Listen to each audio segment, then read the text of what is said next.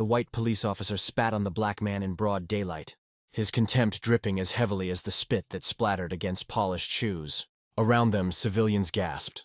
Some froze, and others quietly looked away, too afraid to intervene. To Officer Daniels, it was nothing. Just another show of dominance, a cruel reminder of who he believed held the power. What he didn't realize was that the man he had just humiliated was not powerless, not invisible, not beneath him. Within hours, this nobody would walk through the precinct doors as his new boss, the police chief with the authority to decide his future. Marcus Hayes had learned to live with silence. As a child, he remembered how silence wrapped around his family. The night police raided their home, dragging his father away on charges that were later proven false. Silence filled the room when neighbors whispered about yet another young man beaten on the street. Silence sat at dinner tables where children asked why they weren't protected the same way others were. But Marcus never let silence break him. He carried it, studied through it, worked past it. He went from scholarship to academy, then from patrol officer to captain. His reputation grew, disciplined, fair, and unwilling to compromise with corruption. For Marcus, the badge was never about power. It was about duty, to be the shield he wished his father had that night. Now, after decades of service in different cities, Marcus had been chosen as the new police chief of his hometown. Few in the department knew his face yet. The mayor wanted to keep the appointment under wraps until the official introduction. Later that afternoon, Marcus, however, wanted a closer look. He walked the streets that morning, dressed sharply in a dark suit, observing the men and women he would soon lead. That's when he met Officer Daniels. Daniels was everything Marcus had fought against his entire career. Arrogant, prejudiced, and dangerously comfortable with abuse. Spotting Marcus near the precinct, Daniels didn't see a leader. He saw only the color of his skin. Without hesitation, Daniels spat, a wet insult landing on leather shoes that had walked through struggle, loss, and triumph. To the crowd, Marcus seemed to remain calm, pulling out a handkerchief to wipe the spit away. But inside, he carried the moment like fire in his chest. Daniels strutted away, smirking at his fellow officers as if daring them to laugh. A few chuckled nervously, though their eyes betrayed unease. No one dared to confront him.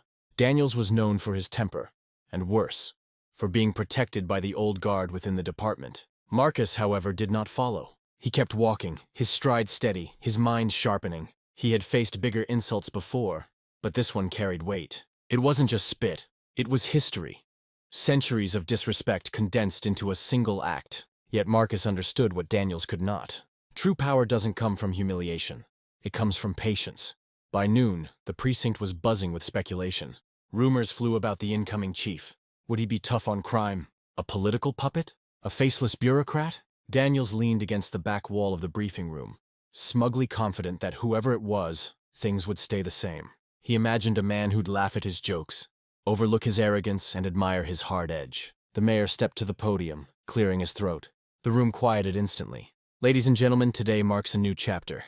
It is my honor to introduce a man of resilience, integrity, and vision, the new police chief of this department, Marcus Hayes. The door opened. Marcus stepped in. His polished shoes echoed against the floor, the same shoes Daniels had spat on only hours earlier. The room froze. Conversations halted. Even the air seemed to stop moving. Every officer turned, but none more sharply than Daniels. His smirk evaporated, replaced by wide-eyed recognition. His throat went dry, his heart pounding. Marcus walked to the front with calm authority, scanning the room. His gaze lingered on Daniels for only a second, but the message was clear. He remembered. Taking the podium, Marcus spoke. I grew up here. I know what it feels like to fear the people meant to protect you. I know what injustice looks like, and I know how deeply it cuts. But I also know what this badge should stand for. Not power, not arrogance, justice. From today forward, this department will change, and every one of us will be accountable. Some officers nodded with respect. Others exchanged uneasy glances. Daniels shifted in his seat, wishing he could vanish. After the meeting, Marcus summoned Daniels to his office. The atmosphere was suffocating. Daniels entered stiffly, the swagger gone, his badge gleaming like a shield he could no longer hide behind. Marcus didn't waste time. This morning you spat on a man in the street. Do you remember? Daniels's mouth went dry. Chief, Marcus's tone cut through like steel.